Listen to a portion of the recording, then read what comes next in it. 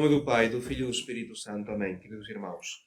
Neste último Evangelho do ano litúrgico 24 e último de Pentecostes, temos esta passagem do sermão escatológico, isto é, do fim do mundo. O Senhor dirige aos seus apóstolos esta predição da ruína de Jerusalém, que é ao mesmo tempo uma alegoria do que vai acontecer no fim do mundo. Curiosamente, nessa escritura é afirmado que absolutamente ninguém sabe quando chegará este fim do mundo. Não sabemos.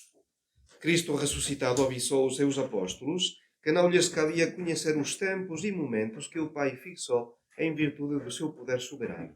E no Evangelho já tinha dito aos seus apóstolos que quanto àquele dia e àquela hora, ninguém sabe, nem os anjos do céu, nem o Filho, mas só o Pai.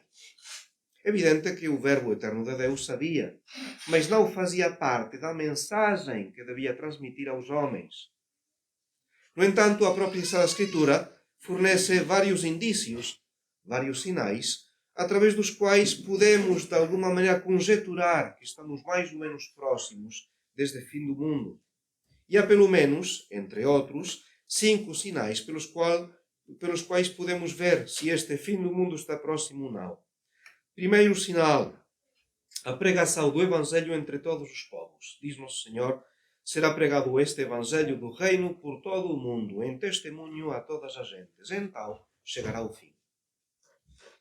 Isto, evidentemente, não deve ser compreendido como a conversão de todos ao cristianismo, mas simplesmente que o Evangelho estará suficientemente difundido em todas as regiões do mundo para que os homens que o desejarem se possam converter à fé. E, de facto, o século XIX e o século XX foram séculos em que as missões experimentaram um incrível impulso. Muitos povos aos quais a luz da fé atental só superficialmente atingida converteram-se ao catolicismo. E temos um exemplo, Dom Marcelo Lefebvre, no seu trabalho na África, de cuja evangelização ele foi pessoalmente testemunha e protagonista privilegiado. Primeiro sinal, então, a pregação do Evangelho. Segundo, os falsos profetas. Levantar-se-ão muitos falsos profetas e seduzirão muitos. E multiplicando-se a iniquidade, se resfriará a caridade de muitos. E daí as palavras de hoje.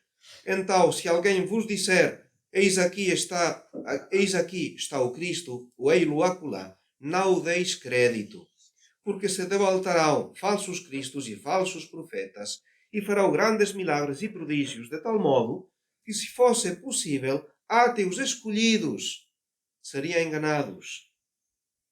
E hoje quantos prometem a salvação? Falsas seitas, falsas aparições de Nossa Senhora. Através da nova era, quantas práticas de meditação, de autorrealização, que prometem técnicas para acalmar o interior e a própria felicidade. Tudo mentira, falsos profetas. E por outra parte, na Igreja Oficial,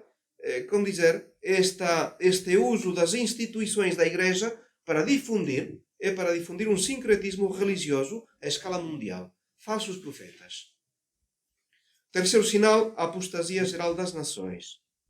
Dizia São Paulo aos Tessalonicenses, ninguém de modo algum vos engane, porque isto não se dará sem que antes venha a apostasia, e sem que tenha aparecido o homem do pecado, o filho de perdição, o qual se oporá e se levará sobre tudo o que se chama Deus, o que é adorado, de sorte que se sentará no templo de Deus, apresentando-se como se fosse Deus.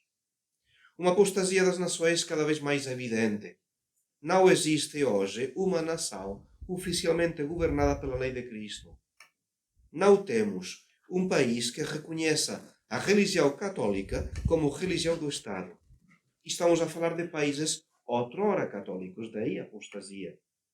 E esta apostasia que se estabelece nos costumes, nas instituições sociais.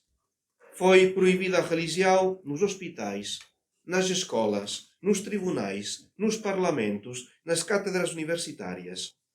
Pois vemos divórcio, aborto, este genocídio plenamente aceitado, permissividade moral de todo o tipo, casamento civil, concubinato, uniões homossexuais, indecência nos costumes, na moda, que se espalham com toda normalidade, naturalidade. Digamos que Deus não conta para nada nos aspectos práticos e da vida cotidiana hoje. Quarto sinal: guerras e calamidades sociais. Ouvireis falar de guerras, de rumores de guerras. Olhai, não vos turbeis, porque importa que estas coisas aconteçam, mas não é ainda o fim. Levantar-se-á nação contra nação, reino contra reino, e haverá fomes, pestilências e terremotos em diversos lugares. Todas estas coisas são o princípio das dores. Século XX, Primeira e Segunda Guerra Mundial. Guerra dos Cristeiros, Cruzada Espanhola, guerrilhas do comunismo, da teologia da libertação. Guerras que nem sabemos, persecuções religiosas nos países muçulmanos. Sim, tudo isso do qual não se fala. Século XX, sim. E depois também este terrorismo à escala global. É verdade que houve sempre cataclismos, que houve sempre em todos os tempos guerras. Mas diz São Tomás que o que será característico do fim dos tempos é que terá lugar com uma frequência antes nunca vista, para além da previsão de qualquer pessoa. Quinto sinal, a supressão do sacrifício. E Nosso Senhor cita então Daniel, o profeta Daniel, que anunciava a abominação da desolação que foi predita por este profeta, posta no lugar santo. E então o profeta Daniel, no capítulo 9, falava de o povo de um chefe que há de vir, que destruirá a cidade e o santuário, fala de Jerusalém, e fará cessar o sacrifício e a oblação, e virá sobre o templo a abominação da desolação, que durará até ao fim, até ao termo marcado para o devastador.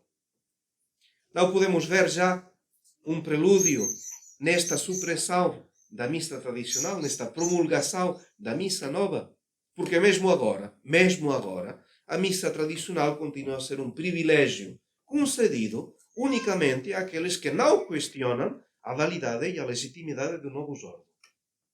Então, sinais valem o que valem, no sentido em que os temos diante dos nossos olhos, estão alguns já realizados, de certa maneira, e, digamos, não são definitivos, no sentido em que não sabemos se realmente estamos já nos últimos tempos. Isto, digamos, começa a concretizar-se. Assistimos a um primeiro ensaio geral, a um esboço.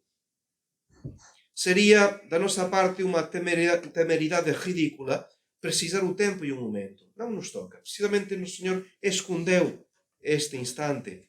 E boa prova disto é o facto de a humanidade ter acreditado, tê-los visto já estes indícios em diferentes momentos da história, que pareciam presentir a chegada da catástrofe final, e não foi.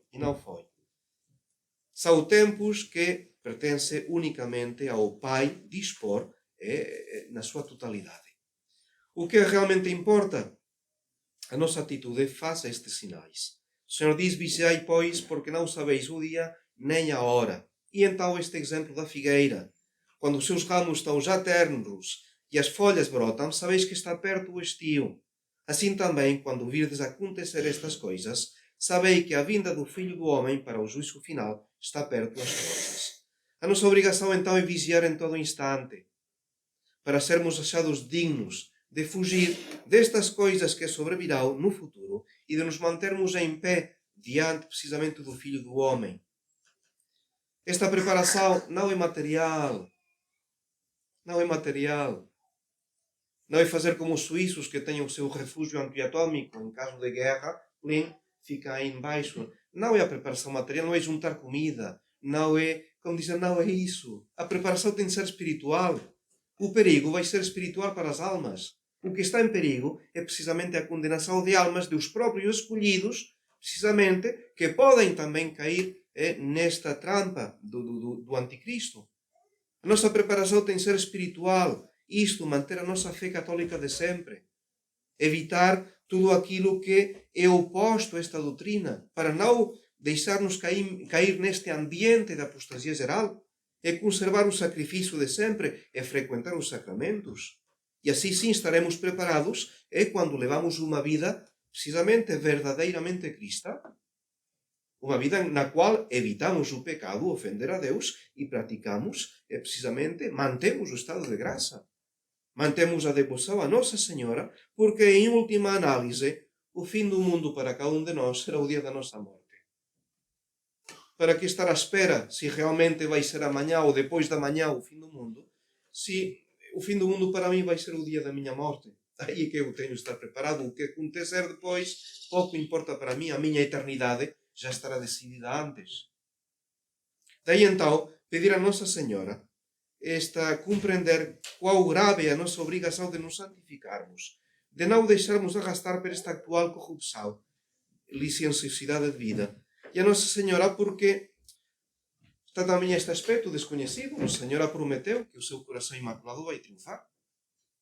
Quando? Antes do Anticristo, depois do Anticristo, não sabemos. São precisamente estas peças que Nosso Senhor não aclara para que nós vivamos no espírito de fé. Mas Nossa Senhora afirmou em Fátima o seu triunfo. Nosso Senhor quer reinar através do coração imaculado de Maria. E diz que a consagração da Rússia seria feita tarde, mas seria feita, e que depois haveria um certo tempo de paz. Um certo tempo de paz. Será concedido à humanidade um certo tempo de paz. Quando? Como? Não sabemos. Não sabemos. Mas é a Nossa Senhora que confiamos este futuro incerto. É a Nossa Senhora que confiamos precisamente as nossas almas, o futuro das nossas almas, a perseverança das nossas almas. E confiamos em que ela precisamente vai ajudar-nos a estarmos preparados quando o Senhor vier nos julgar. No fim do mundo ou no fim da nossa própria vida. Em nome do Pai, do Filho e do Espírito Santo. Amém.